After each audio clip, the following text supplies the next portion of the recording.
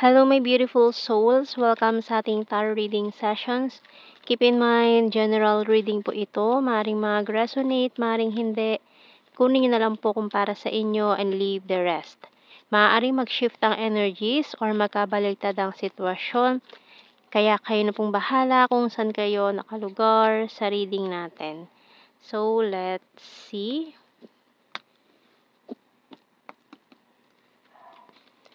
So, we have here the Page of Cups. Uy.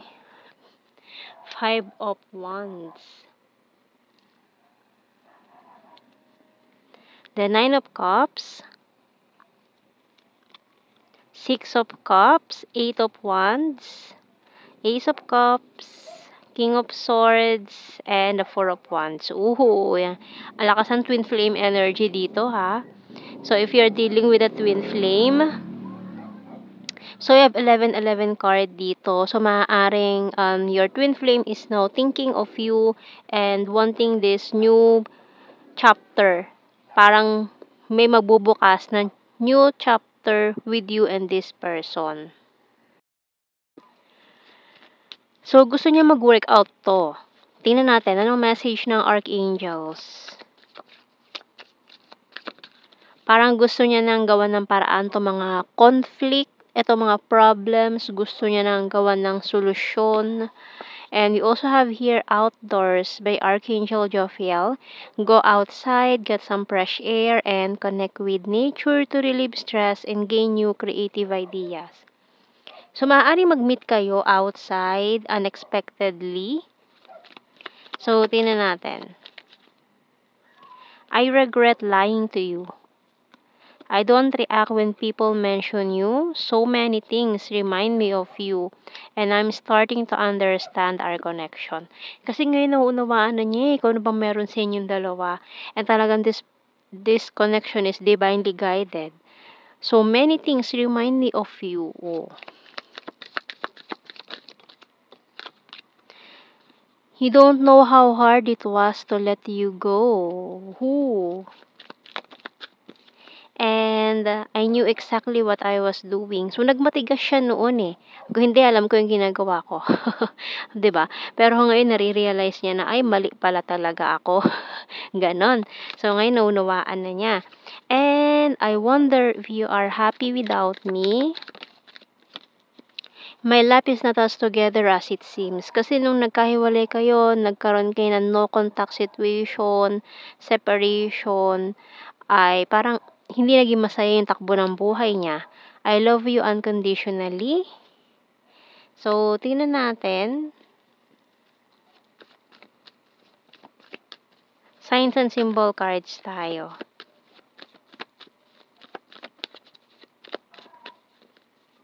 So, ngayon, hinuhubad niya na itong maskarang to. Kasi noon parang ang dami niyang tinago sa'yo. Ngayon, parang willing na siya ipakita sa'yo kung sino ba siya. Pakita mo kung sino ka. O, di ba? Ayan, nakita na. Ayan, nakita natin. Target. Ikaw ang target niya ngayon. Okay. Crystal ball, newspaper, magnifying glass. So, ngayon, kuha pa ako isa. Falling star, and itong isa is candle eh. And binocular. So, yun nasa bottom card natin. This person is watching you. Ini-stalk ka niya, nami-miss ka niya. Lagi ka niyang iniisip. No, parang hindi ka mawala sa isip niya ngayon. Simula lang na-realize niya ito mga dapat niyang ma-realize. And tingnan natin. It's a disaster. Oh.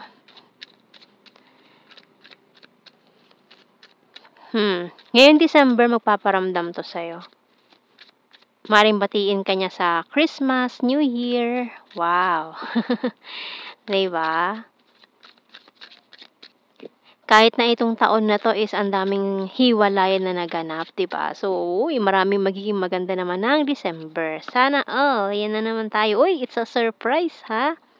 I want to surprise you. O, diba? Namimiss ka niya. And I'm stubborn but practical. You're so sweet and caring.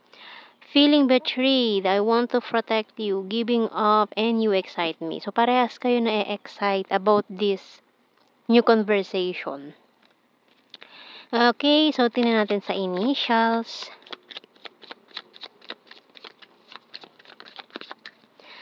Ayan, Y. X and Y. Letter B, Z, T. S, C, U, V.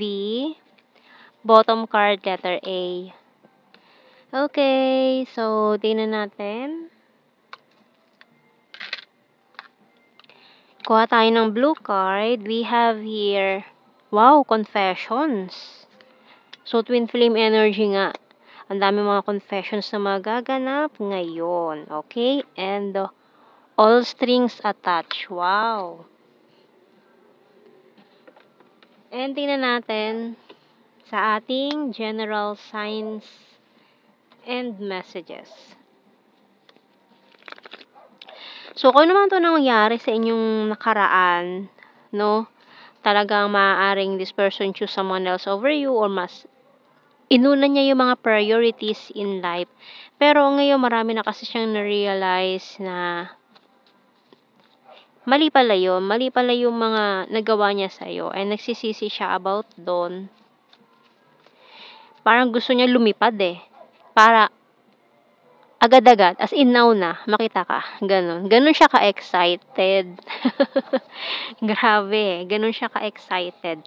We have here funny, present lover, dimple, killer smile, future lover, confusing, Virgo, water sign, Cancer, Scorpio, Pisces, number 7, skin tag, Luzon, fire sign, Aries, Leo, Sagittarius, animal lover, friendly, flower farm, very serious, trustworthy, amazing, athletic, air sign, Gemini, Libra, Aquarius, emotional, and number 6 at saka April. Pwedeng April 6.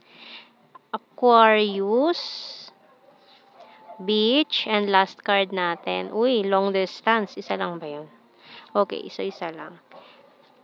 May mga long distance scenario pa dito. So, yan ang ating reading, my beautiful souls. Thank you for watching. Take care and God bless.